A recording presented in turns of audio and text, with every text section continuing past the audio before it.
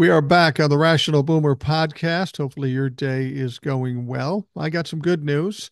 The prodigal grandpa has returned. It's It's true. it's been a while since Ed's been on the show. He's retired, so he's pretty busy. He did some traveling. He came up here to Minnesota.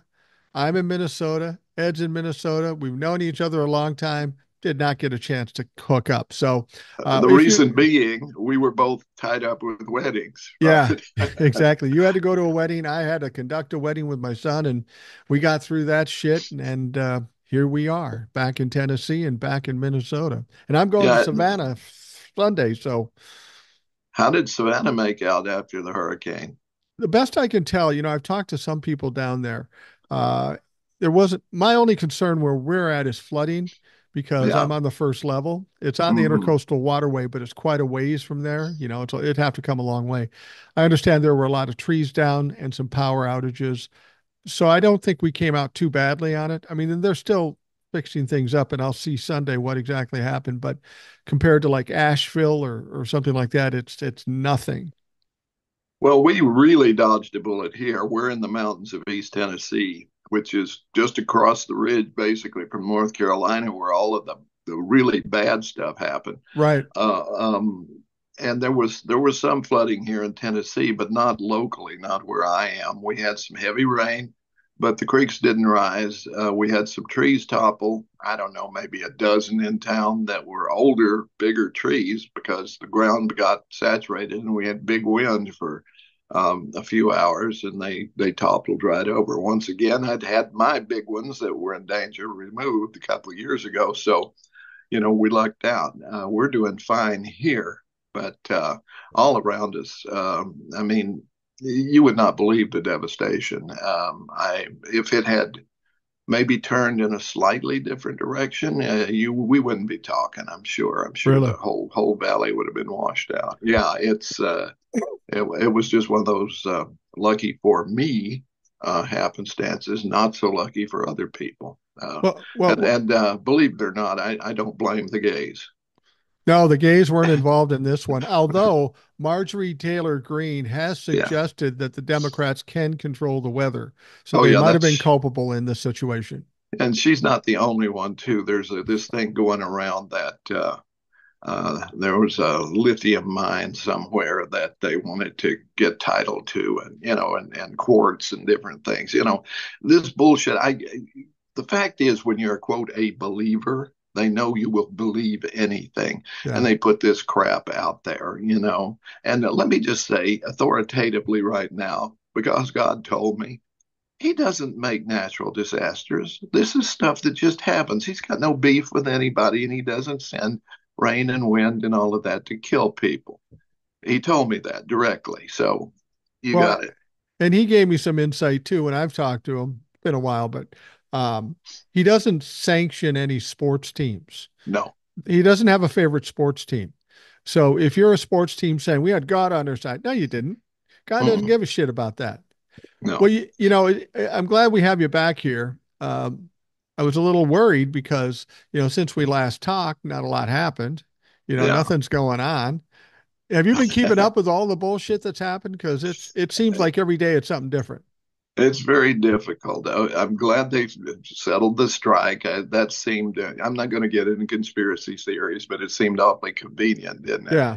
But at any rate, that seems to have been dealt with, at least till Kamala will have to deal with it in January, I guess. But there's a lot of stuff that's gotten pushed off and so forth. Trump is if you're paying attention, he's just getting more and more Trumpy. I mean, he's Yeah. just getting more and more out there. He's getting more and more stupid. He's refusing to debate. Now he's backed out of a 60 Minutes interview he agreed to like a year ago, and he's Hitler in the bunker now. That's what he is. I'm surprised he accepted that interview with 60 Minutes in the first place. You remember, like around was it 2019, Yeah, uh, where it was interviewed by Leslie Stahl, yeah, and Leslie Stahl had the audacity to ask him pointed, serious questions, and it made him mad, and he ended up walking out. yeah. Why would you do it again if you know you can't handle it? I mean, that's where Donald Trump loses. You ask him a pointed question, Don't let him divert and bring him back and say, answer the question. That's when he gets angry. And that's when he says, you're nasty and walks out. I don't know why he would have even accepted it, but he did. And then he backed out like a pussy ass bitch. Exactly. Well, once he got killed by Kamala in the debate, I mean, ripped apart and the pieces thrown to the crows, um, he realized he couldn't, even be in because she would be being interviewed too, not together at the same time, but Right. she'd be able to comment, call out his lies, and so forth. And he probably figured the 60 Minute people would too. And so I'm sure his handlers are telling him, "We can't let you get in front of a real interviewer ever again." Yeah. Well, and the other problem is I'm sure he's aware that even though they wouldn't be talking amongst each other like a debate, that comparison is going to be pretty apparent. Here's Donald, here's Kamala answering the Yeah. same questions. He's not up for that kind of comparison because he's going to fucking lose. Well, yeah, he has no grasp of policy. He has, quote, concepts for a plan. He's got nothing. He's got absolutely nothing No, he to doesn't. offer beyond I didn't lose the last election. They stole it from me, and call people names. That's all he's got. Well, and that's the interesting thing too. He's so bought into gaslighting, so bought into gaslighting that after that debate, 67 million people watched every minute of that debate, and he still has the audacity to say, I won that. I won that easily. Mhm. That's fucking no shame because he clearly lost. That wasn't even close. Right.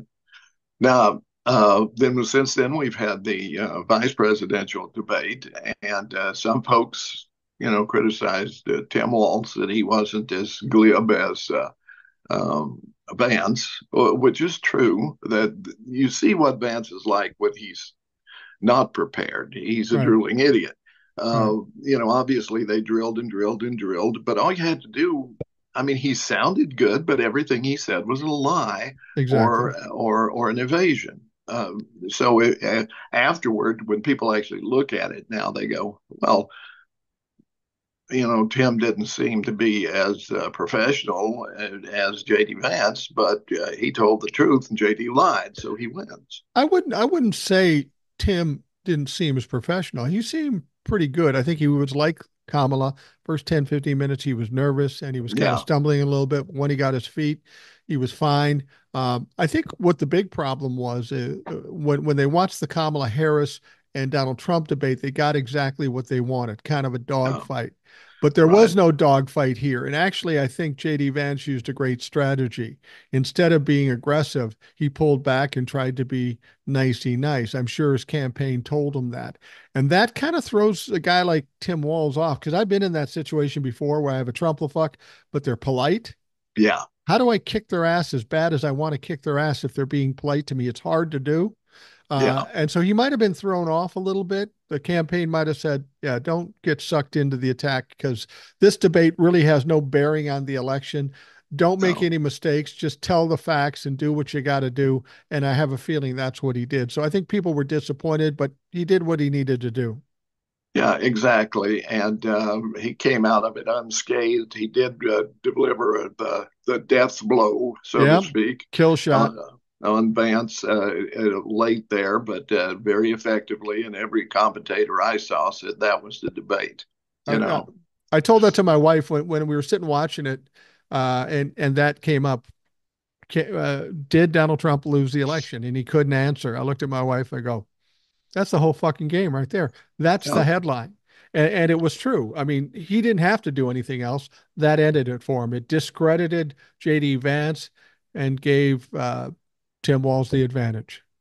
I was disappointed that the commentators didn't. Some of the questions, once again, J.D. Vance has evaded owning up to being an acolyte of Curtis Yarvin, who is this wacko Yeah. blogger who advocates a quote CEO, meaning a dictator, and the states being wiped away into these techno zones, and the technocrats basically running the country with this dictator CEO and democracy gone away. He advocates, he backed away from the first one here of killing everybody who was in any way unproductive and converting them into energy, or locking them up in this virtual reality thing. And he's talking about handicapped people, older people like you and me, that Yeah. sort of thing. Yeah. Anyone who isn't, quote, directly contributing, they become, I mean, this is stuff out of Brave New World slash um, apocalyptic literature. I mean, this is what the guy and JD, and more importantly, Peter Thiel, who finances JD, are very much acolytes of this guy. They really believe this shit. And I have to say that most, I will exempt a couple of them maybe, but most of the tech guys are right in there. And I'm talking about Elon Musk. I'm talking about Amazon. I'm talking about Facebook. I'm talking about all of these guys who control these vast fortunes. They're right in there. They think they should be calling the shots. And I have to say, I think we've developed this kind of person who is completely analytical. They might as well be a robot. They're Sheldon without the humor from Big Bang Theory, if people remember that Right. show. Right. Uh, um, this is what they're like. They do not have the emotional depth to actually see that we're supposed to love one another and take care of one another. That to them is just a waste of time. And these, J.D. Vance, if you want to look at it this way, this guy's a heartbeat away from the presidency should Trump be elected, because we all know he's not going to serve 4 years. Well, no, He'll, that's the one thing I was going to ask you about. When I first heard this concept, I thought, well, that's a crazy conspiracy theory. But now, as we yeah. get deeper into this and see what's going on, I wonder. Some people have suggested to me that since Peter Thiel and Elon Musk wanted J.D. Vance in there as VP, they look at Donald Trump. If by some chance he wins, he's old, he's not in good health, mentally or physically.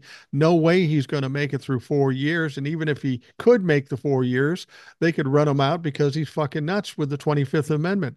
Some people think the end game here is to get Donald Trump out as quickly as we can and make J.D. Vance, the tech bro, the president. That sounded crazy when I first heard about it, but as we get deeper into this, I don't fucking know. Trump has always been just a tool Yeah, for the corporations, but this is a narrower focused group than just corporate America, who are pretty terrible on their own.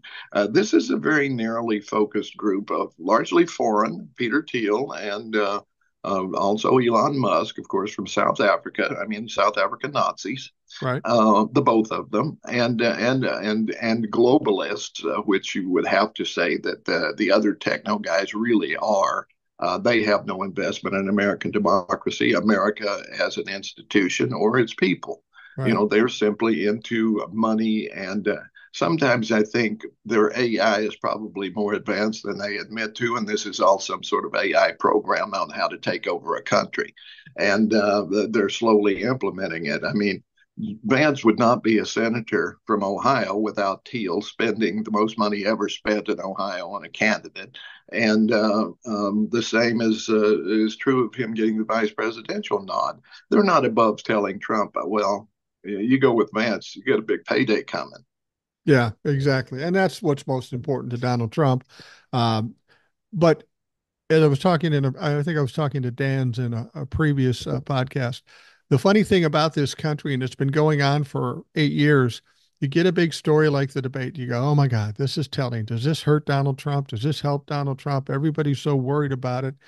And then the next day, we get this oversized brief from Jack Smith released, and nobody cares about the debate anymore. All the big news is in that briefing. And what was going on in that briefing and what continues to go on in that briefing is incredibly damning. If that wasn't an October surprise, I don't know what the fuck is. Well, you know, people will say that. Well, they did it. It's election interference, so forth, so forth. That's bullshit. I It mean, if is. this has been drawn out and drawn out, and then the Supreme Court did their bit with their immunity ruling and so forth. So it was then up to Jack Smith could either let it go or he had to keep going. He chose to keep going. He got it in there before the election. Fine. I mean, it's just justice unfolding as it should. The judge has allowed Trump to file after the election. So Right. that to me, that seems quite fair. I mean, this guy is a felon. He is a felon. He needs to face justice eventually. And part of that is sitting for trial. Well, we were all taken aback by January 6th, the January 6th committee, and all the evidence that came out there. Yeah, We thought we knew it all. but we didn't. But when this briefing comes out, holy shit, it's a much different situation. They've That's got right. they've got comments from people on the inside that were talking directly to Donald Trump, and there is no gray area anymore. That's what happened with this briefing. He got rid of the gray area. All these people sitting on the outskirts going, "Well, I don't know. We don't know for sure." Well, we know now. Yeah, He did it. He knew he lost. He knew he wouldn't win in court. He said, "Fuck it, I'm going to do it anyway." That really puts him in a bad spot. right. And he wanted Mike Pence dead. I mean, that's Yeah, pretty obvious, he was cool with it. Yeah, no problem. As a matter of fact, seemed quite pleased. But the it's a big difference when you've got someone sitting in front of a Senate committee, or if they're in a room with an interviewer who has subpoena power, and they know they have to tell the truth. Right, That there will be repercussions if they don't. They can lie to the Senate all they want to, and they did, or right. take the fifth, or whatever they want to do. You can't do that under those circumstances, and that's why we got so much evidence now that we didn't even know was available. Well, and you can tell how hard it hit Donald Trump in his campaign. By the way, Donald Trump just fucking flailed on Truth Social. I mean, he was Yeah. saying some crazy shit, all caps, of course, and he's upset. I think he's finally realizing that he is in fact cornered. He's so delusional. I don't know if he got it, everybody around him did, but I think he's now starting to feel the pressure and feel like there's no way out. So that's when shit gets crazy. Yeah, and who knows who he's talking to, if anyone. Does he have anyone left? Yeah, you got to wonder. I Yeah, can't. I mean, the lawyer, what's her face? He was, Helena giving her, Baba. yeah, he was giving her dirt. Laura Loomer seems to have departed. So who knows? Who knows if he has anybody to talk to, or if he's just stewing in his own mind, his such as it is. his own cesspool, Yeah. his own shit. Well, the interesting thing is Marjorie Taylor Greene seems to be back on the in the stable of Donald Hmm. Trump devotees because she was with him in Georgia. That Georgia thing is really interesting. Everybody's really concerned about all the mess they're doing with the voting and stuff, but I think they're making some headway with the lawsuits and such. Yeah. Georgia may not end up being important in the long run, but of course we want to win it. Um, it amazes me how every day people come to me and they try to find something to worry about. Oh Yeah. my God, this dock strike, is this going to hurt not Joe Biden, Kamala Harris? I said, no, it's not. It's a fucking ploy. It's a performance. And I was surprised that it ended 3 days later. But apparently, I think some people did some things that they shouldn't do because of Donald Mhm. Trump's influence, because of Donald Trump's buddies' influence. Maybe a conspiracy, may not be.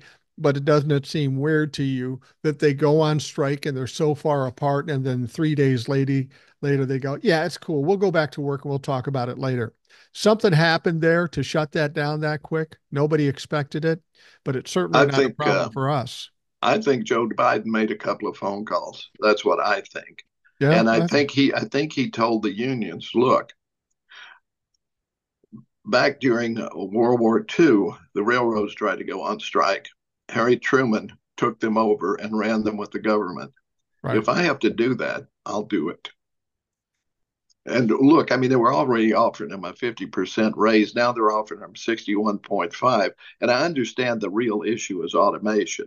Right. They don't want to lose membership. And I understand that. And I support them for fighting for that. But at the same time, sometimes, basically, this is all going to come up again in January. And then they can fight it out. They can work it out. They can let collective bargaining do its work. This is a tentative settlement that won't be authorized until after the first of the year. So essentially everybody wins right now except Trump. So I'm for that.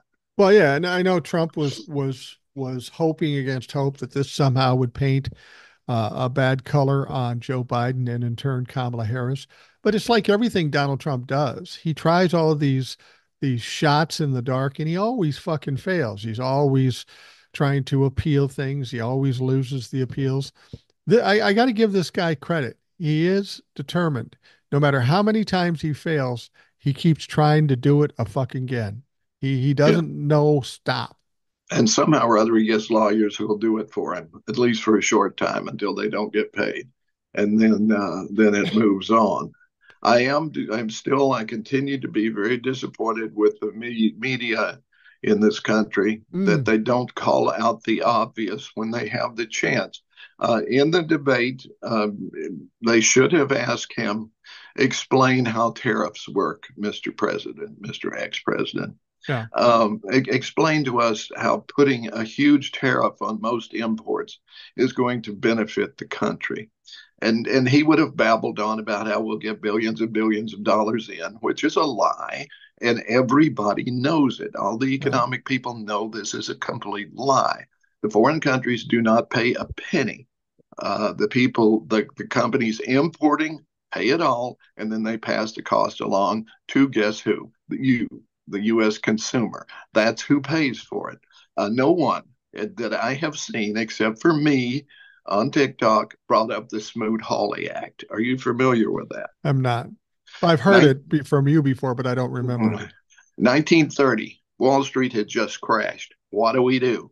Smoot, who was a senator, a Republican senator, and Hawley, who was a congressman, came up with the Smoot-Hawley Act, which put tariffs on 20,000 different products being imported into the United States. The upshot, and it was Hoover signed it, it was enacted, it was supposed to save the country, right? What happened was it made everything much worse. What happened was it reduced world trade by 65% because all Wow. the other countries immediately retaliated and did the same thing. They put duties on all American products, which meant farmers' products. Produce rotted in the field. They couldn't sell it for export. Manufactured goods did the same thing, fill the warehouses. And so the businesses had to close down because they couldn't sell, they couldn't operate. The farmers couldn't sell, they couldn't pay their loans. The banks that gave them the loans failed. It was a big push into the depression. That's what the Smoot-Hawley Act did. It did not cause the depression.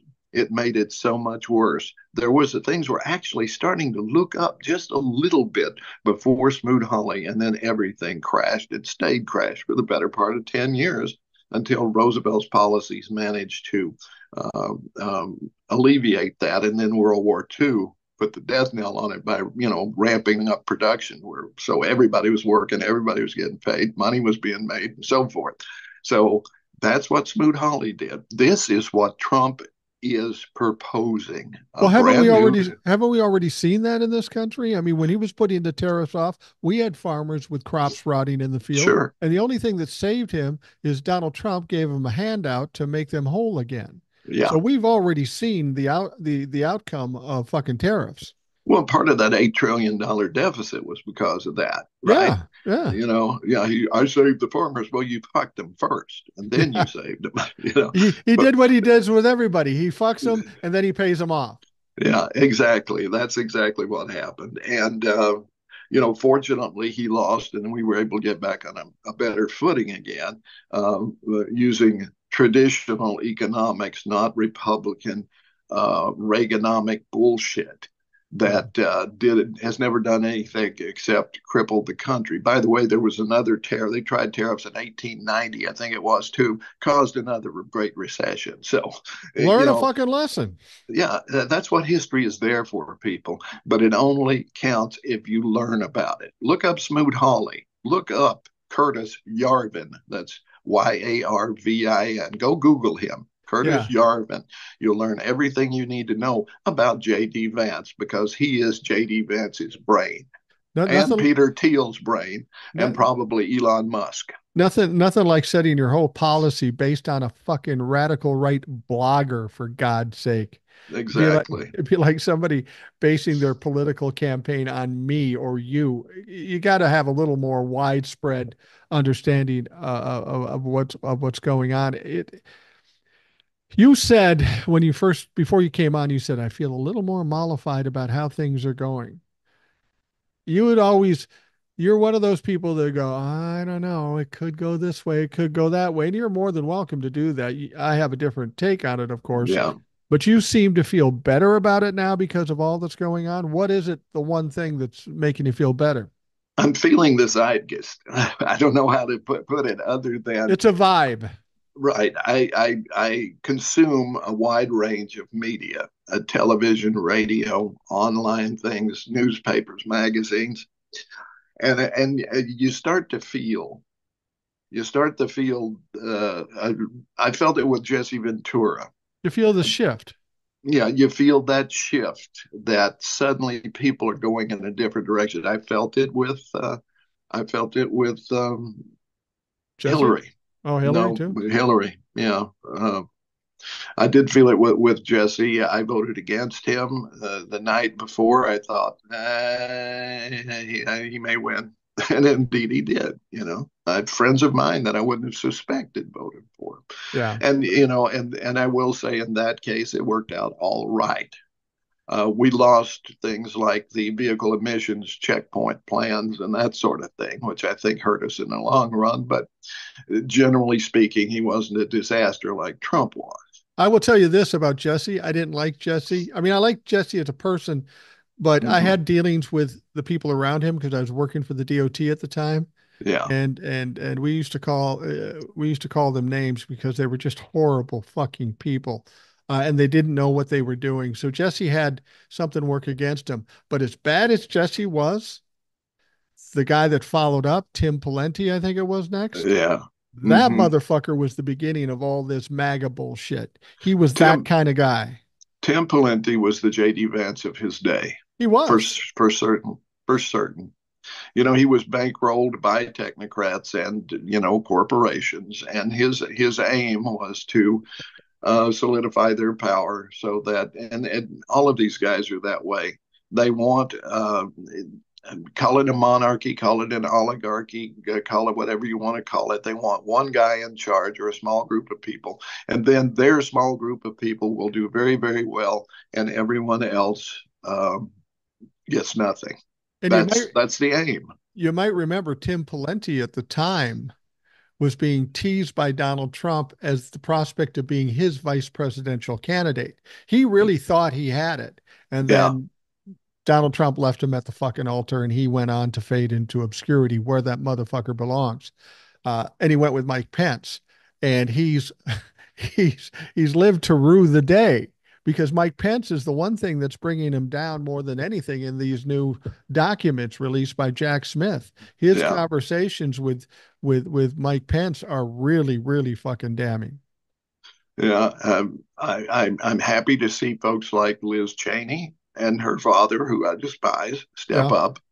I will give him that one. I'm never going to like you, Dick Cheney, but I give you props for stepping up in this instance.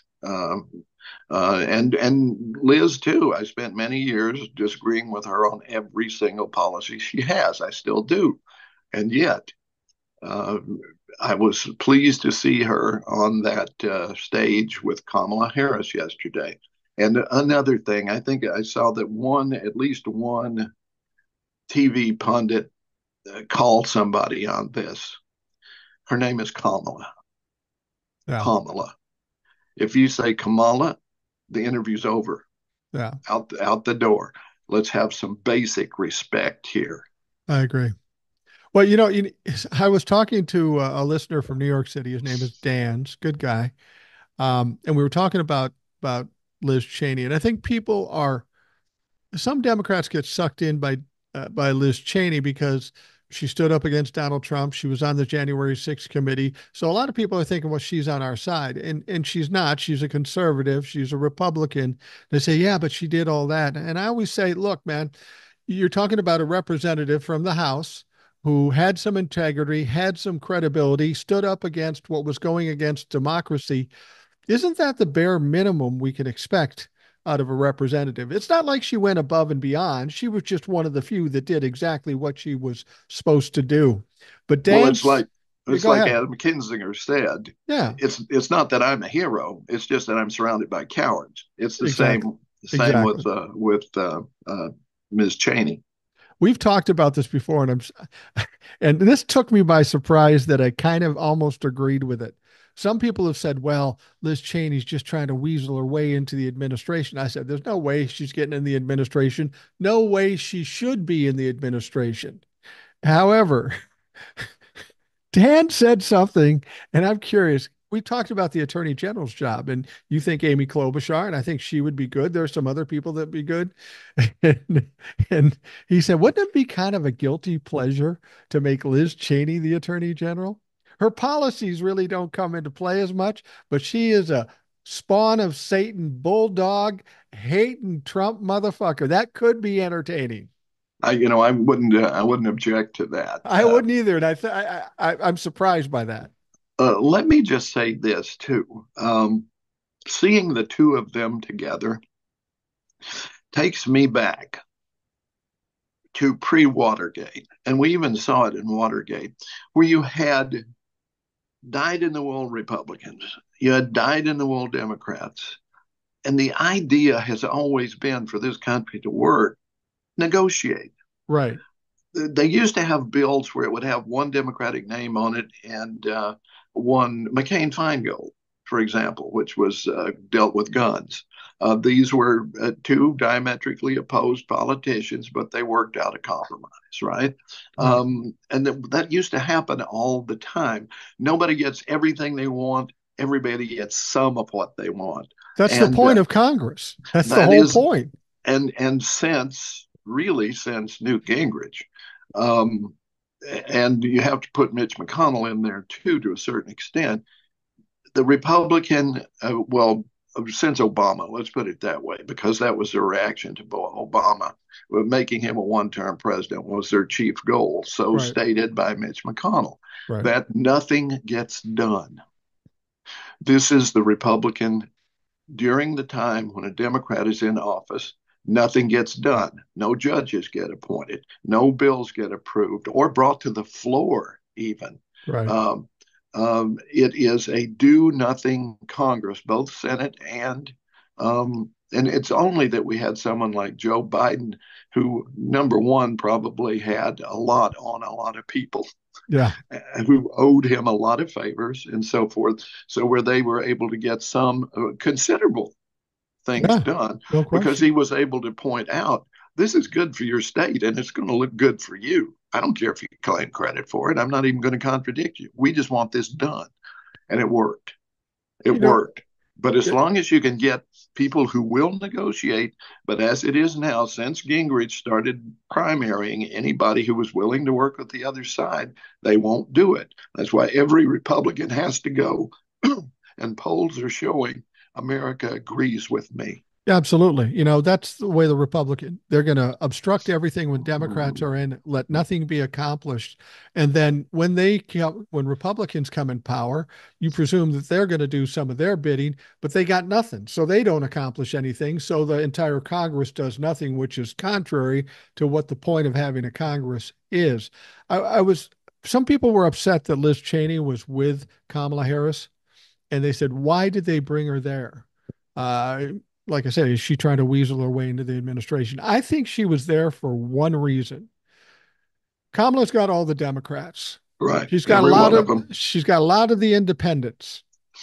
She needs the Republicans that are She, disaffected. she needs Republicans that have a reasonable mind, a relatively reasonable mind, and having Liz Cheney there made it okay for them to cross the line and vote for her. Because up to that point, I vote Republican. I'll never vote Democrat. Now that Liz Cheney was there, it made it easier for them to do that. Does that make sense to you? It absolutely does. And I welcome anyone, Liz Cheney or whoever, to cross over and vote Democrat. But if you can't do that, and I understand it, because it would be very difficult for me to vote Republican now. I've done it. I voted for Arnie Carlson a couple of times till he did something that I really didn't like, and then that was that. But What, Mary Barbara Carlson? yeah, no, no, he sent the National Guard in to stop the Right, Hormel strike. right. I thought that was unconscionable. But at any rate, I have supported Republicans in the past. I thought Howard Baker was great, and a few others. But since since this has all taken place, I would just say, just stay home, Republicans. Yeah. If you can't vote Democrat, just stay home. Don't bother to vote. Certainly, don't vote for Democrat. I mean, um, for Trump. Either stay home or write in somebody. I don't care, but preferably vote for Kamala Harris. If you can't do that, then stay home or write in somebody. Just don't vote for Trump. Well, in 2016, there was talk of this silent majority. Everybody thought Hillary was going to win, and then Donald Trump wins. They called it a silent majority. I think that's a misnomer. I think it's just bullshit. But what that was there are people who aren't as open or talking about what they do. And now people are seeing evidence of that going the opposite way. Yeah. A silent majority, again, a misnomer, but a silent majority of people who would be Republicans, would be Trump voters, but just can't stomach it anymore. I mean, it's just gotten ridiculous. And anybody with an average or above average intelligence has to see, from eating pets to all this other shit, they've got to be embarrassed by being tied to this guy. And I think we're going to see a lot of people that would normally vote Republican vote blue. You get that same sense? Yeah, I do, and I'm questioning whether the Republican Party can survive Trump, can survive a devastating election, which at knock wood this will be. What happens? We know what happened with the Whigs. I mean, way back, the Republican Party people don't realize. A lot of people don't realize that it only was inaugurated in Wisconsin in 1854. Right. Liz Cheney made reference to it, and it was a collaboration of the Whigs, the Free Democrats that were Democrats who were against slavery, and the Free Soil Party, who were also against, was an independent party that was also against slavery.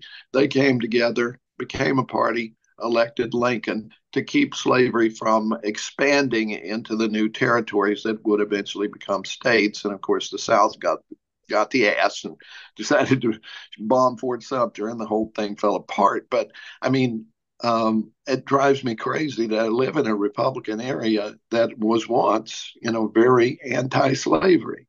Right. That was once based on some pretty moral principles. They've lost that.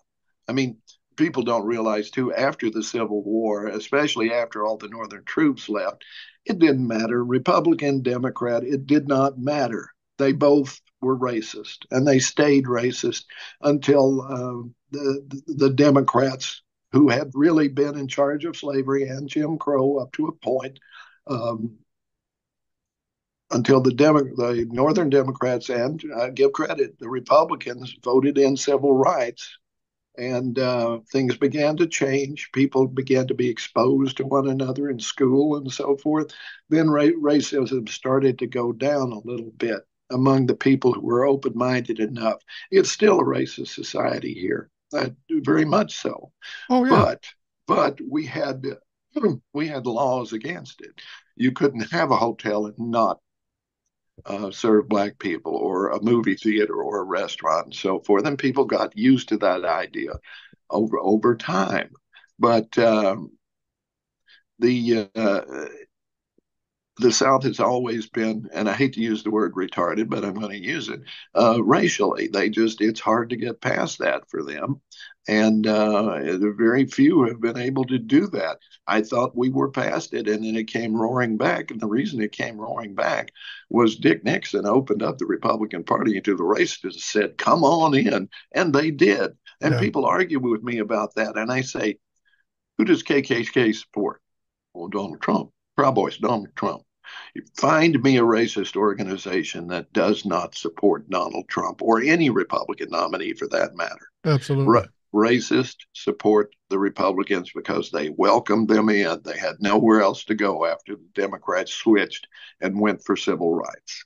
Well, the Republicans are a fading party, as the demographics get younger. less and less people are conservative or racist or whatever. So right now they're at the point, they're at the waning moments of their life, and they're appealing to the lowest common denominator. And unfortunately for us, the lowest common denominator doesn't have a majority uh, demographic in this country. So they are just flailing, and they're trying to make sure that all their dumb fucks vote for them. And hopefully they can fool or trick or bamboozle some of the more reasonably minded in enough to get voted in and get elected. And I think their time has come to an end. I think people have been exposed to who they truly are thanks to Donald Trump bringing everything to the surface. They're no longer hiding under the radar. It's out there for all to see, and people are fucking appalled. Right, and they need to be appalled, and once again, the media needs to be appalled. At this point, J.D. Vance or Donald Trump should not be able to stand in front of a microphone without being called out for the horrid things they have done against the Haitian immigrants in Ohio, particularly Vance, because he represents these people. He Yeah. is their senator, one of their senators, and it is all lies, every bit of it. But from the time Donald Trump came down that golden escalator, the immigrant he used the immigrants just like Hitler used the Jews. Right.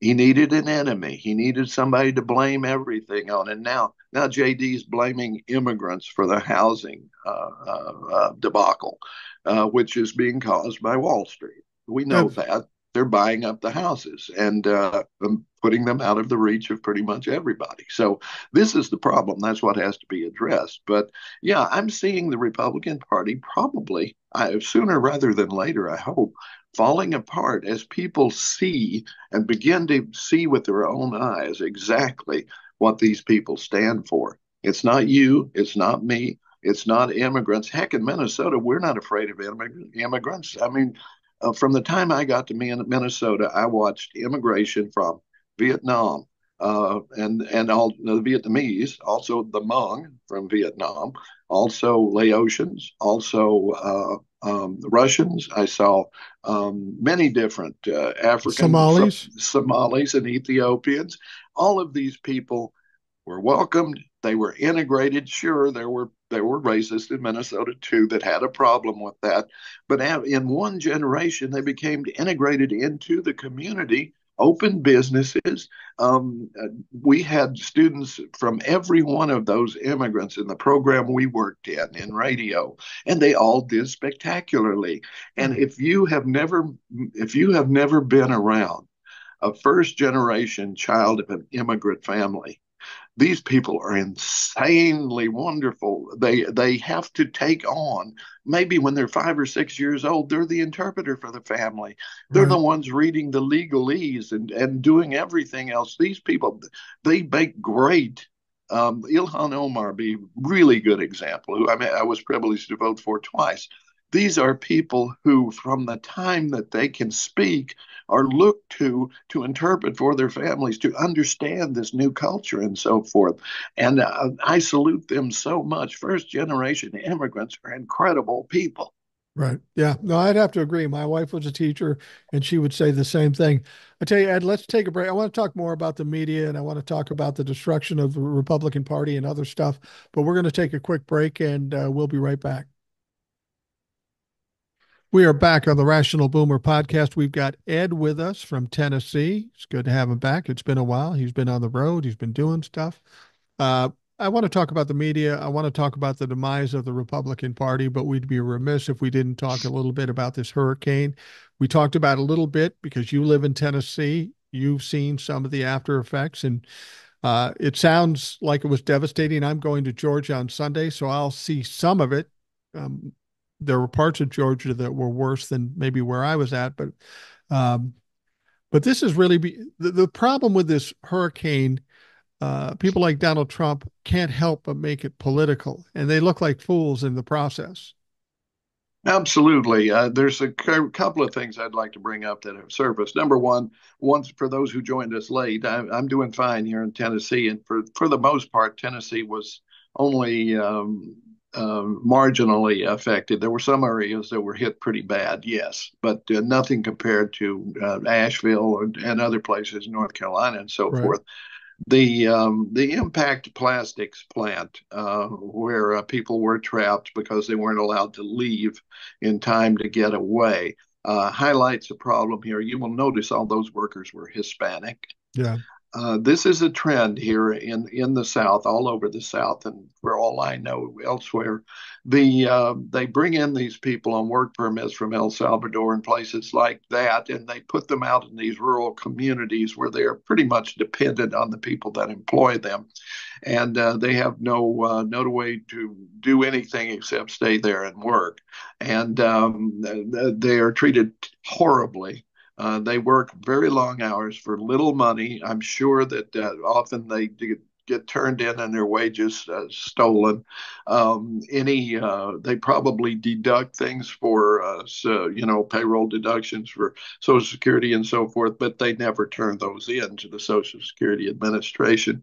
It's another form of slavery that the South has been good at over the Yeah. years, whether it's sharecropping, whether it's whatever it may be. Now they've done it. You won't find the sweatshops only in China. They're here. They mostly employ people from South America, either legally or illegally. Central America too.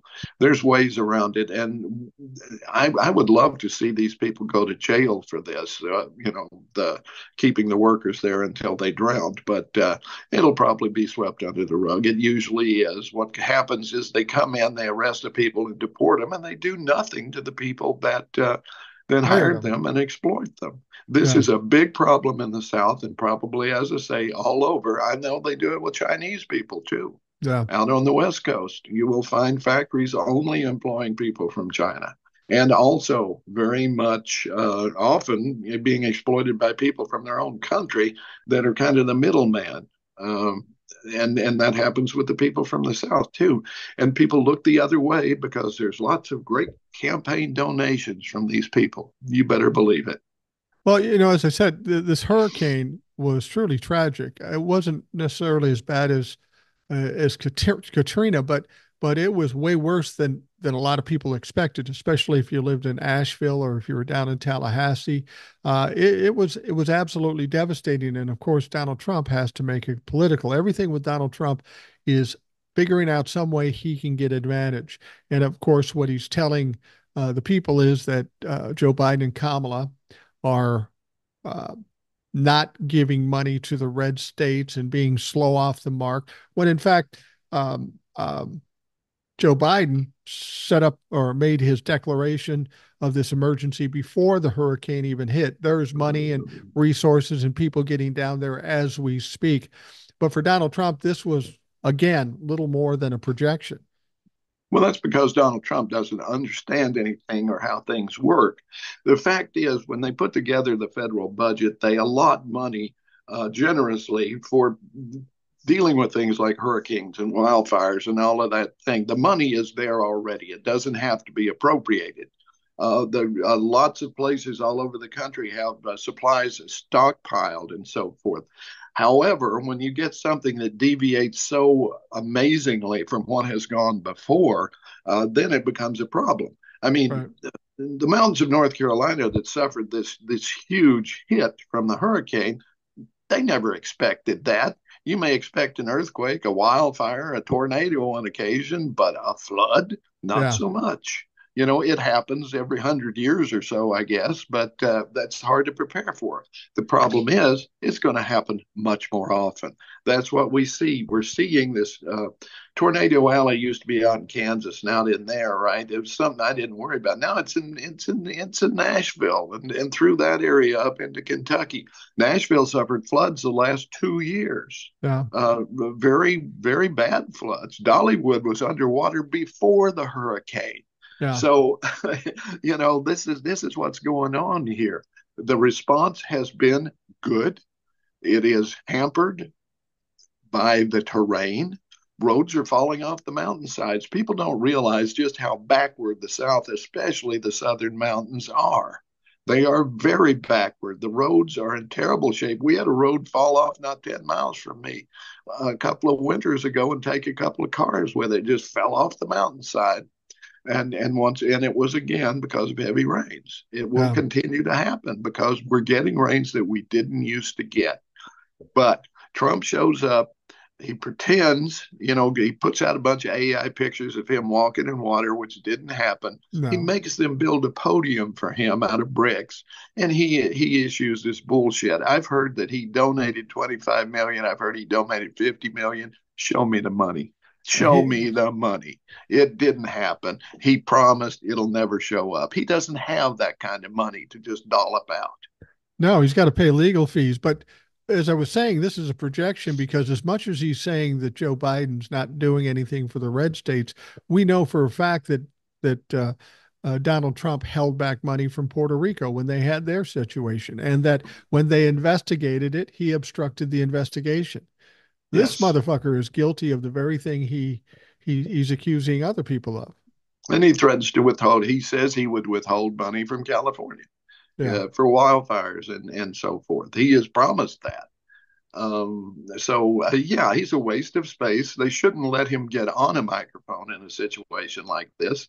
And we can talk about the media now. Yeah, I let's do mean, that. Trump became president because the media gave him thousands of hours of free airtime. The guy couldn't fart unless somebody stuck a microphone in it, and that's why he won.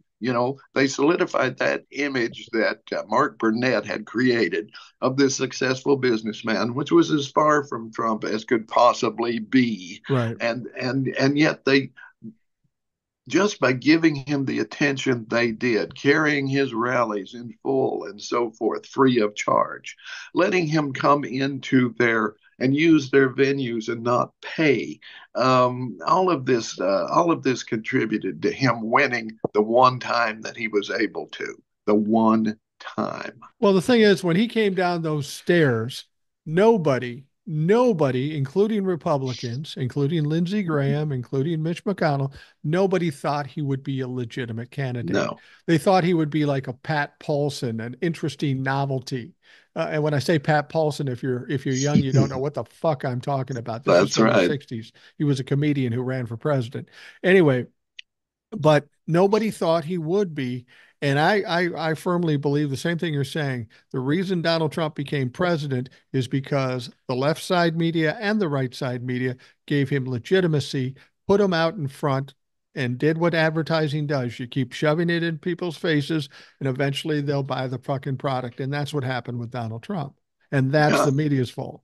exactly. And the reason the media is as bad as they are is that they are corporate owned. The shots are called by money men, not by news people. Right. They say, no, you can't cover that. Yes, you can because it will adversely affect us. No, we're in a red area, so we can't be fair in our coverage. We have to. I don't know if I told you this anecdote or not, but my local representative to Congress is Diane Harshbarger, who should be in prison. Her son ran for state senator. Her husband, by the way, was in prison for the same thing that she should have been in prison for. But her son ran for state senator, right?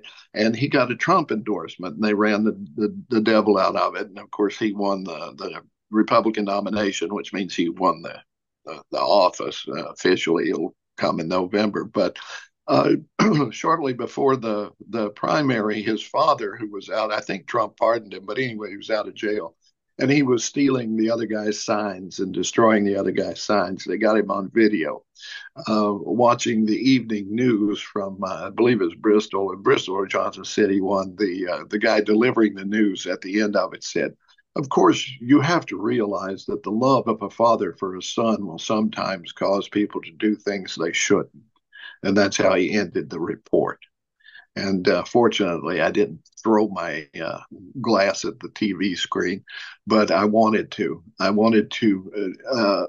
This is this is a right wing owned television station, as they all are in this area, Did as are the radio stations, as are the newspapers. Did you hear the story? And I can't remember where it was or who it was.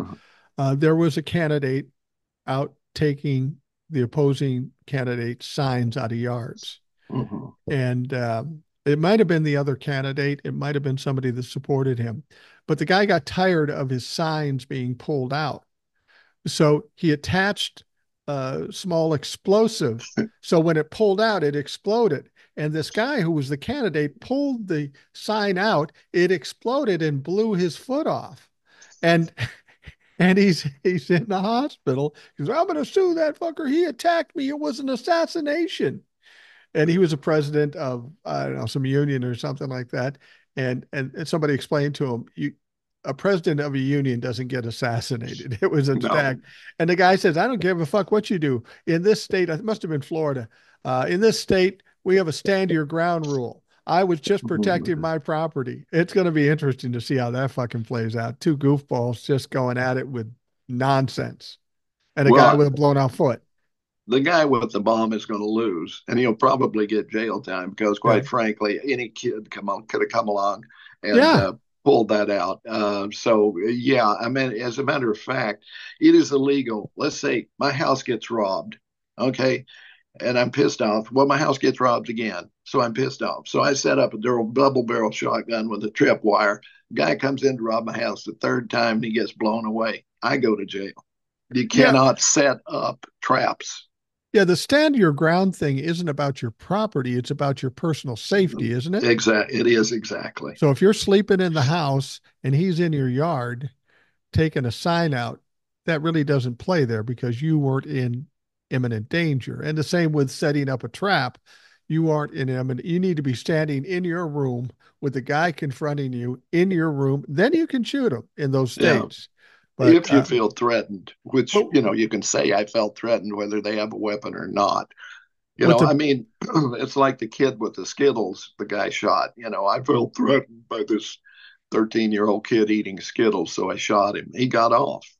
Yeah, well, it depends on where he's from, but this is a perfect situation because the guy who set the trap going to jail because he's a goofball. The goofball that was trying to pull the signs, he stayed alive, but he lost a foot. So win-win for everybody. Yeah, that's fine. Yeah. People have you know, asked, jury nullification is a thing, and yeah, in that case, it could happen. People could say he got what he deserved. I'm not going to vote for that. So he might. The guy who set the bomb up might get away with it. I'm very much against that. By the way, though. well, yeah, I mean, you gotta if you have a pool in your backyard, you got to put a fence around it because Yeah, it could potentially dangerous for a small child. I mean, yeah. you do have to keep if someone gets hurt on your property, you can be sued for it. Yeah, I don't know if you saw Once Upon a Time in Hollywood, but there's Yeah. the Brad Pitt character is going against Bruce Lee, and it's something that actually did happen to a certain degree, apparently. Bruce Lee and a stunt man, and Bruce Lee says, "My hands are weapons, and they're registered, and if I kill somebody in a fight, I go to jail." And Brad Pitt says, "That happens in every fight. If somebody dies, it's called manslaughter." And it's true. It's true.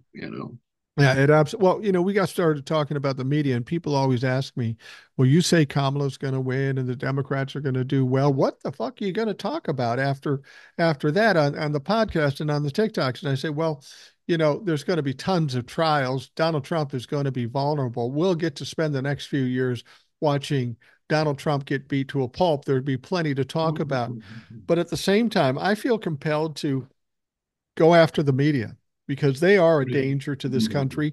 They are responsible for why we are here. It's not just Donald Trump, it is the media. And, since they got rid of the fairness doctrine, it's just a fucking Wild West out there. Anybody can say whatever the fuck they want. But I'd like to go after them for people to understand what the problem is there. We're already seeing people migrating to the internet, to shows like this, and other people doing shows like this and listening to you. This is the only place they can get the truth. And then they still have to dig through the bullshit, but at least the truth exists somewhere. Right. Well, you saw it in the Harris Walz debate, Yeah. or not Harris Walz, Vance Walz debate, when Walz called Harris on he tried to come back with some bullshit about censorship. Right. Because they always say that everybody censors the right wing, which of course they don't. But it's this argument that misinformation should be allowed to stand, that there should Right. be no fact checking, which JD was all up in it about because they did fact check him, and I was glad they did. There should not be a debate without fact checking, simply because otherwise it's just free advertising, and we don't need that. We got plenty of advertising. We don't need any more of it. What we need is complete fact checking.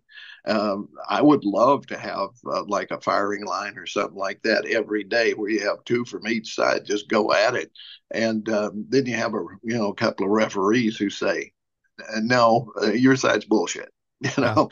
But that's not going to happen, probably.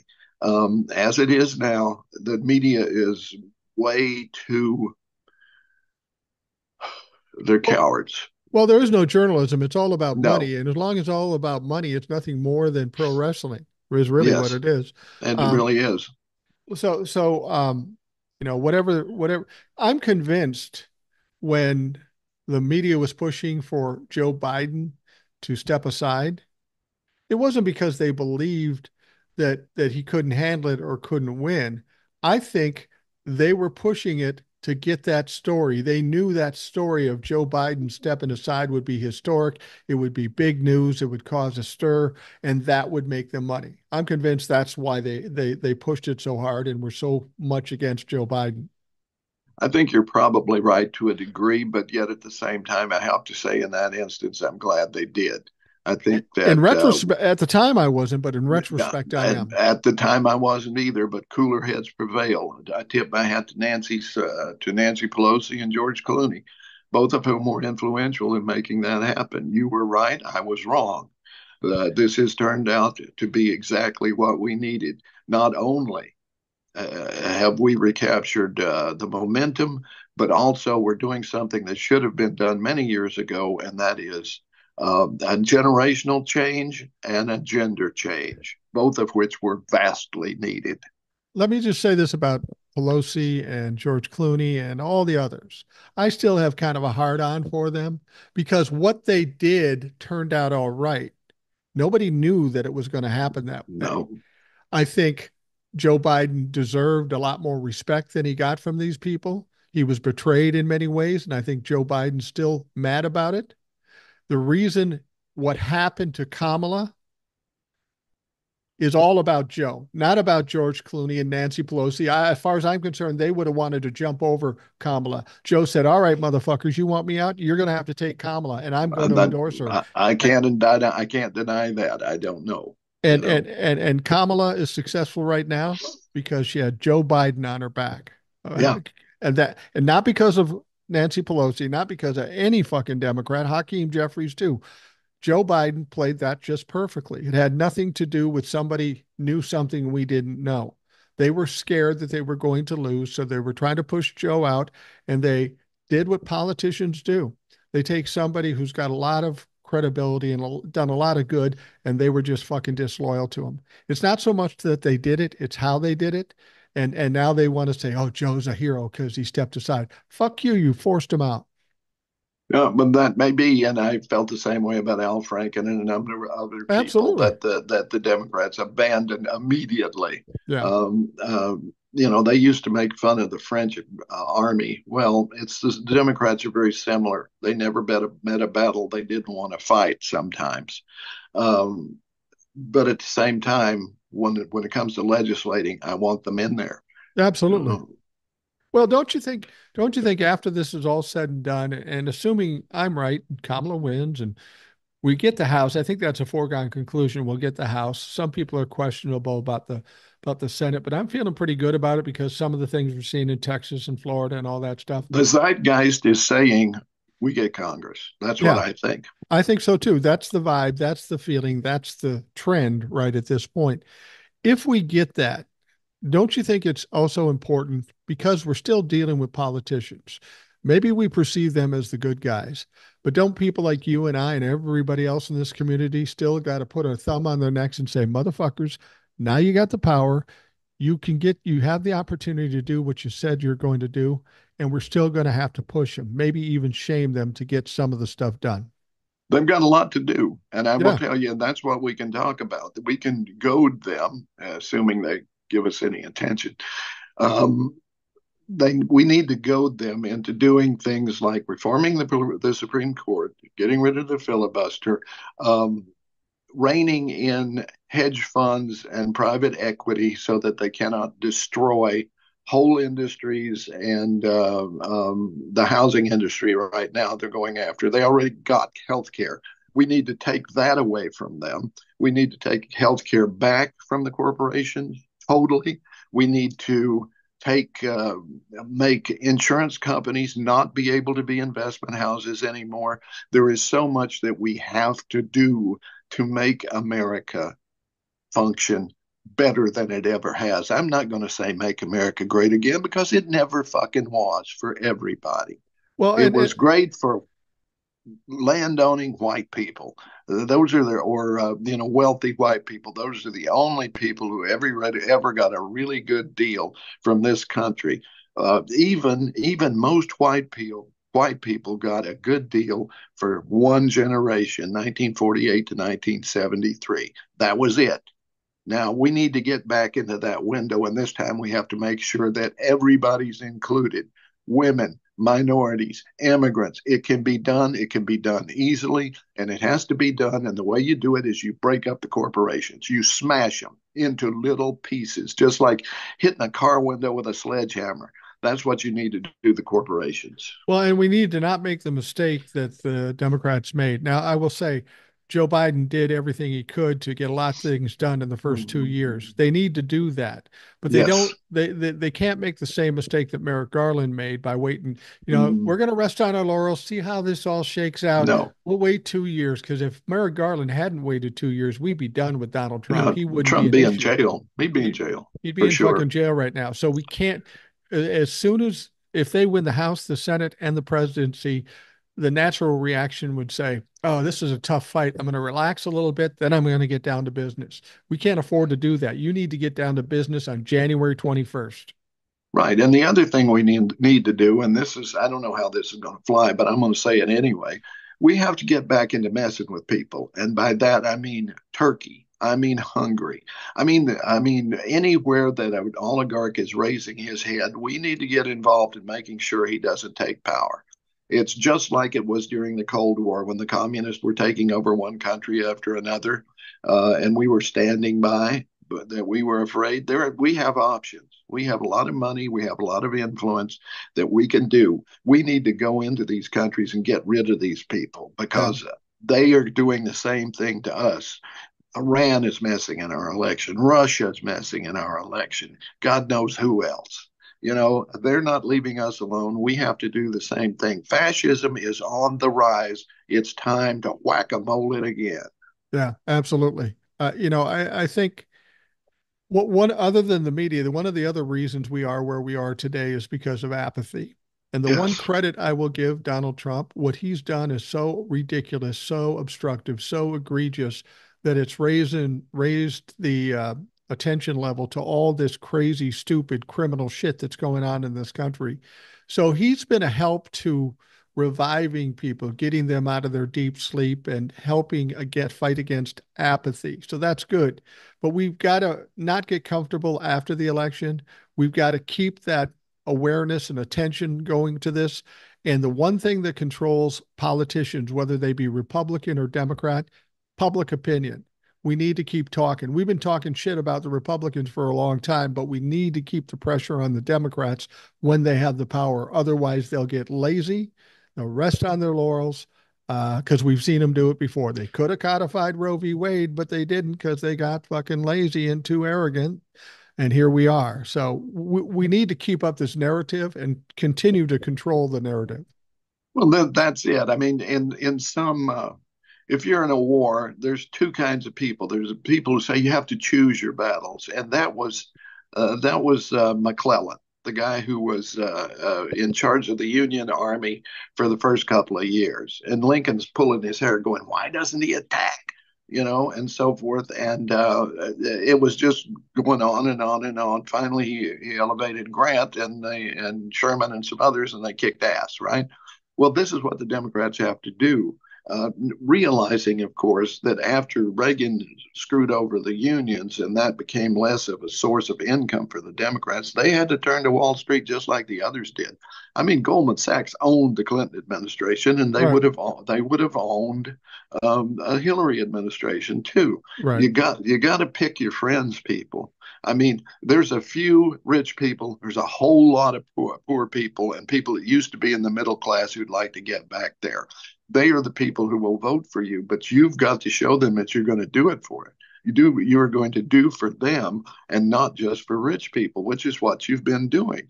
And this is what we have, as you pointed out. Okay, we got instead of Roe v. Wade, we got Obamacare, but we didn't get Obamacare with a public a portion of it that which would have eventually led to health care for all, I think. Right. Right. But you know, they couldn't get it through the first time, and they said, well, we'll finish it in the second administration, but they lost Congress and they couldn't do it. So now Right. we have an imperfect system. Obamacare is better than it was. They can't throw you out for pre-existing conditions, but that's one of the few good things about it. I know way too many people who can't find an insurance policy with deductibles that they can afford. Right. That has to be addressed.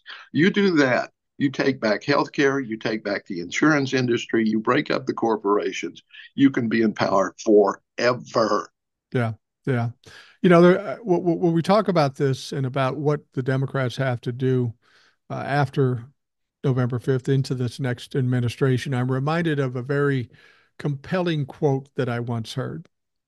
And this quote came from a guy known as Animal, who was part of the Road Warriors. And he looked at the crowd. He looked at the crowd. He says, "There's two kinds of people. Two kinds of people.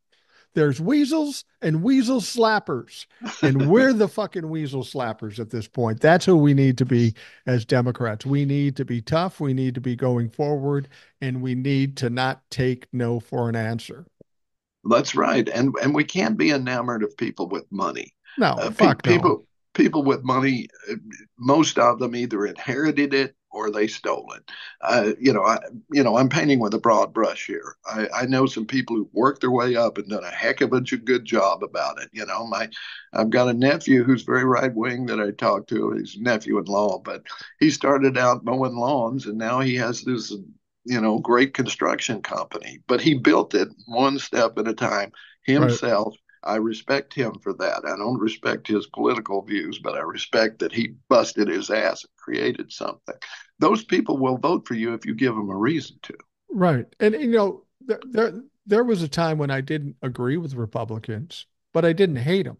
Mm-hmm. Now I hate them because they're trying to tear down the fabric of our country. I don't mind having people with an alternative view or a different plan, and whether I agree with it or not, you're entitled to talk about shit. But when you talk about trying to overturn elections and undermine democracy, that's the fucking line.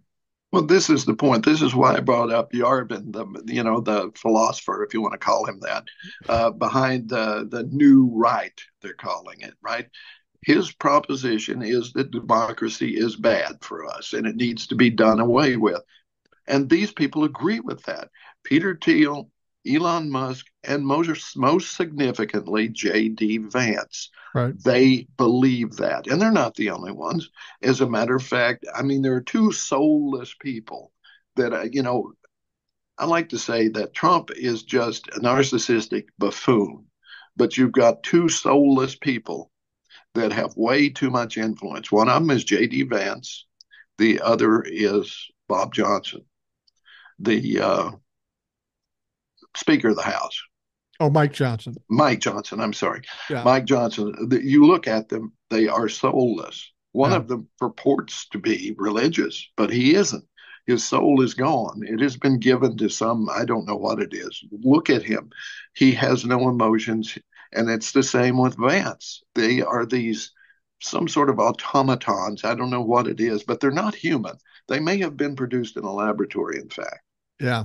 Yeah. And they use tainted chemical. It's and that's What's the joke from uh, Young Frankenstein? Abby Normal. Abby normal brain. Well, that brings us to the demise of the Republican Party. I will say I was very prophetic. I think in 2016, I said Donald Trump will be the demise of the Republican Party, and he might be the demise of the entire system. You know who else said that? Oh, JD Vance. JD Vance said that? Well, Yes. JD and I were talking, and, Yeah.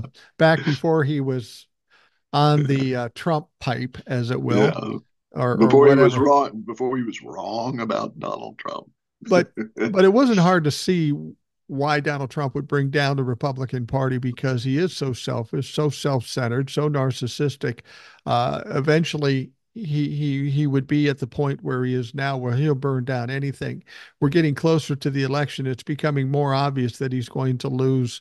And I've always said, as we get closer to this and it gets worse, he's going to get crazier. It's hard to imagine, but he is going to get crazier between now and November 5th, isn't he?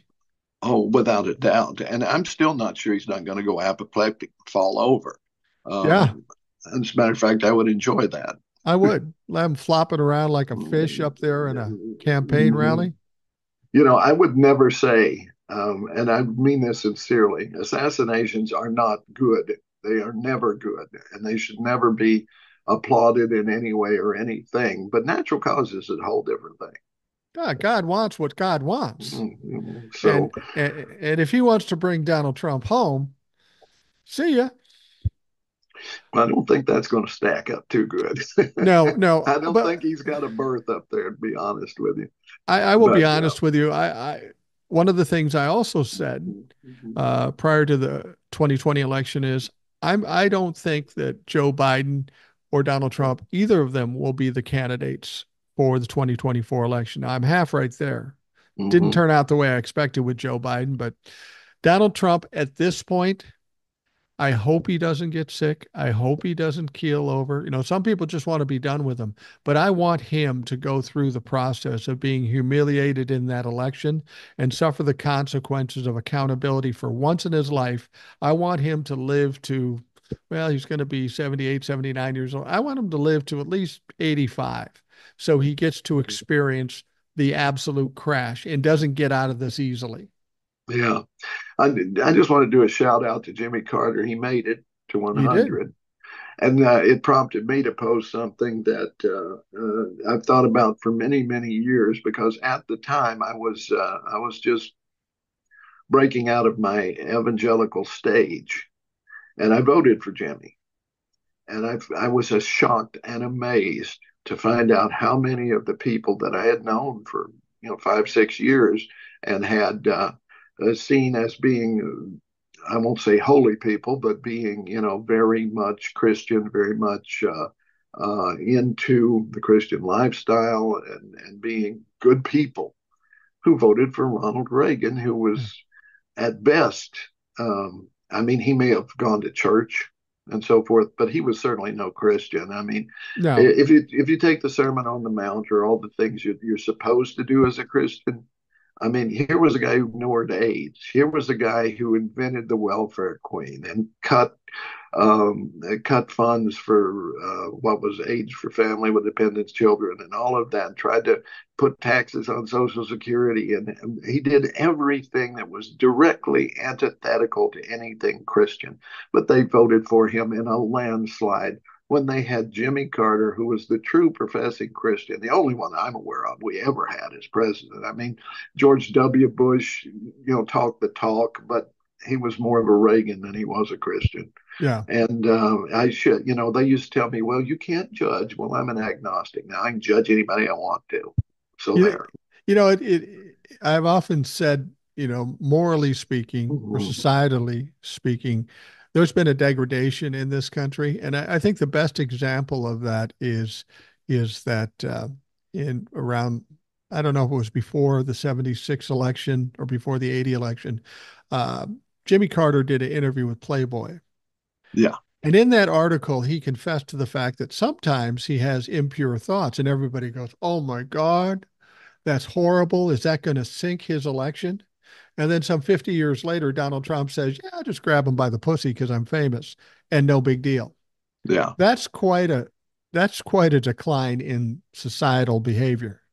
Well, and it's true. I mean, that I understood him at the time, being an evangelical at the time. I understood exactly what he was saying. Well, yeah, And and what he was saying was you can't apply these all or nothing that um, he's going to say, I'm a human male. If I see a naked woman, I'm going to have a reaction to it. That's all he was absolutely. saying. That's all he was saying. And but you know the those who seem to think the Old Testament is really it, you know, were set on fire by that. You know, he's not moral. He has impure thoughts. Well, you check yourself, lately, dude. You Yeah. know, I mean, this is the thing. It's just take the Old Testament, rip it off your Bible, and throw it away. It doesn't apply to you. Okay? You take a guy that's in his 20s, 30s, 40s, maybe even 50s, 60s, it's a little different because you're not, young guys, their whole mind is pretty much directed by sex. I don't care what anybody says. Right. That comes first and foremost. If you're walking down the street and you see this very attractive, this hot woman walking by you, even though you may not react or say anything, in your head you're going, "Damn, I don't care who you are. I don't care how pious and how religious you are. It's a physical reaction. It's not a mental reaction." No, it's the way we're wired. We're Yeah. wired to reproduce. We're Yeah. wired to make as many little mics as we can. Ooh, scary thought. Well, with me, I made two, and then the county Um, said enough. well, I made none, so I'm, you know, They, that's, so no one to look after me at my old age. well, I got two sons, so I still got no one to look after me in my old age. My only hope is that I really warm up to my new daughter-in-law, and live long enough where my granddaughter is old enough to do something. There That's you my go. only hope right there, that I'm going There to you get go. any kind of savings when it's all said and done. Well, I mean, J.D. Vance saying he's pro family, my God, come Yeah. on. You know, he's pro people having kids that they can't afford. You know, he's not going to help them afford those kids. Childcare, oh, grandma will do Yeah. it. No, no. They've lived their lives, they've done theirs. I mean, if they want to be involved, that's one thing, but expecting maybe an aunt and uncle they have kids too, dumb shit. And they You know, work. yeah, exactly. And you want to keep the old people working too, remember? Uh, Well, you want to cancel Social Security so they all have to go back to work because they're reliable, you know. I'm going to watch my granddaughter. My wife's going to be at a football game. My son and daughter-in-law have to be someplace, and I'm going to go over and watch my granddaughter for a couple hours. And I'm excited about it. You call me, I'm there, man. I'm fucking Yeah, there. But if you call me every day for 8 hours a day to watch your kid, yeah. I mean, I love my granddaughter, but by the time I spend 2, 3 hours with her, I am You're fucking exhausted. wiped out. Yeah. I could not physically do it. And I love the kid. But the idea that that's his policy or a strategy to save people money is just embarrassing. It's Well, fucking it embarrassing. is, and I have a friend who has a couple of daughters, and she's helped raise their kids, right? Hmm. But I think they started thinking about it, you know, and one of them has a younger kid, and this lady is older, and she's not as old as me. Few are, but you know, she just doesn't have the energy to deal with a dynamo kid. Yeah. And she finally had to tell her daughter, "No, you can't stop off, fill your coffee cup, and leave the kid and come back when you want to. You can't do that anymore. I'm Yeah. sorry." And she didn't talk to her for a while, but she got the kid in the daycare, and the kid thriving in daycare. He loves it. He can't wait to get there and play with his friends and, have a great time rather than sit at grandma's in front of the TV. No, it's not up to your grandparents to raise your kids. Either figure out a way to afford to take care of them or don't have them. Now, I will say this, though. We have to tip our hats. There are a lot of people, um, especially in the Black community, there Yes, where grandmothers have raised the kids. yes. They They always do better. they do better. They've done a hell of a job, and they stepped up when it was hard to step up. And those people need a salute because I can't imagine how difficult it was. I've had some friends that were raised by their grandmother, and I'm going, fuck, that's a lot to ask. But they didn't question it. They just stepped up and they did it, and they did a great fucking job.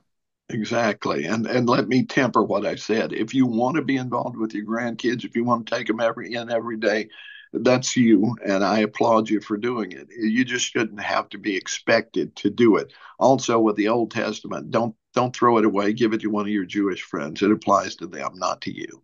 Yeah, yeah, exactly. And this what the Republic what Donald Trump says,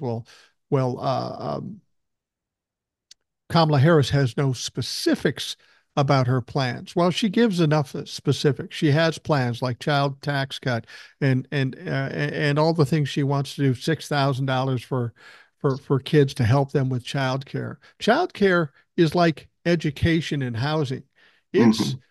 it's prohibitively expensive. I mean, Right. what you pay for child care for one kid is equal to a fucking house payment.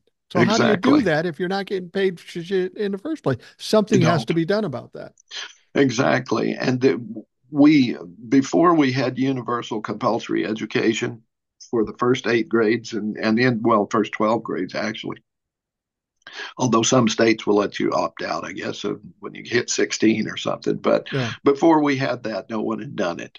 Now we did it, and it's expected. We could do that with childcare. I mean, we already do it. I mean, here locally, I know the Boys and Girls Clubs have after school activities. You can drop your kids off early. They have aides in most of the schools who will, ride herd on your kids if you have to drop them off before school opens. Minnesota has breakfast, lunch, and snack. I think I mean, this is all great stuff, and if Minnesota can do it, everybody else can do it too. And absolutely. we can have certified good childcare, not just somebody in a trailer house out in the middle of a field somewhere. Although some of them are probably great at it, we need to ride herd on it a lot better. Well, if the Republicans are all about economy, they should be for loan forgiveness. They Yep. should be for health care that everybody can afford. They should be for child care that everybody can afford because it's what I've said before. You've got the majority of the people in the voting bloc are going to be millennials and Gen Zs. They're young people. They're going to be having kids. All of them are going to be having kids. All of And you them are going to want want to. them, Yeah. and both Republicans and Democrats want them to have kids so that they can run the factories, whatever. But if You you know, saddle them with heavy child care, low income, loan prices, nobody's buying houses, nobody's buying cars. So the value of your house, Ed, when you want to sell it, if nobody can afford to buy it, the value of your house is it's negligible. nil. Yeah. And then all of a sudden the economy collapses. So whether you like giving these people these favors, there's a bigger picture here, and it's the economy, and you got to keep it moving. And the people that are coming in, if they can't afford anything, we don't have a fucking economy. Right. I mean, we lived in Minnesota and we know the land of 10,000 lakes. And it became an issue. There were all these gorgeous homes around the lakes that were close in. Right. Well, you know the ones, Lake Harriet. Well, it's not Harriet. We got Lake Harriet Lake uh, of the Isles, and so forth, right? Calhoun. And then corporations started coming in and buying these houses up for their executives and for visiting people and so forth. And they paid outlandish prices. And that drove up the price of all these houses. Now, the people who lived there, who were mostly elderly and by then on fixed incomes and so forth, had to sell and leave because they couldn't afford the taxes anymore. Right. That's what's being done to the country right now. And it's being done by corporations and primarily by hedge funds and private equity. They're buying everything up, driving up the prices, and even with that $25,000 down payment, you're not going to get a house on Lake of the Isles anymore. I mean, you might they're buying up what used to be called starter homes too. Yeah. So Yeah.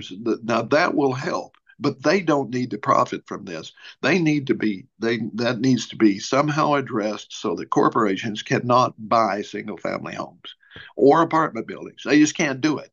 It should be prohibited. It has to be brought back down to the level where people can afford to buy these places. If you want to keep the economy going, it's not about helping people, it's about the economy. We're going to wrap things up for the Rational Boomer podcast. Ed, we've gone like an hour and a half, and that's a lot to ask from an old guy like you. Oh, I just want to give you a tip. One day I had this wedding that I was involved in. yeah. I did a podcast later in the evening, but I did zero TikToks. Hmm. Being a man of a certain age, when you do that and you don't normally They do think that, you're dead. they think Yeah. you're dead. And the same goes for you. When we don't see you for a few weeks, they go, "Oh God, Ed is ancient. That fucker must be 100. Mike, is Ed dead? Just tell us. Just tell us right up. Ed's not dead. I'm not dead. We're perfectly healthy, and we'll keep our fingers crossed that you're not booked up next week and be back on the program." That's right. And I've been trying to keep my hand in with the TikTok. So I got some new stuff there. If you haven't been there in a while, visit Holler Troll at Holler Troll on TikTok. And also, I'm putting up some stuff I did on Reels a while back. When they crop up, I plop those up there on TikTok too. So you might, if you miss those, some of those are back too. I recommend that you check out Holler Troll, HOLLERTROLL. It's not always hardcore politics, but it's always very interesting, very compelling. And if you're ever worried about uh, Ed's mortality, you can always check TikTok or YouTube because he's there. Maybe not on the podcast, but he's in those short bits on TikTok and YouTube.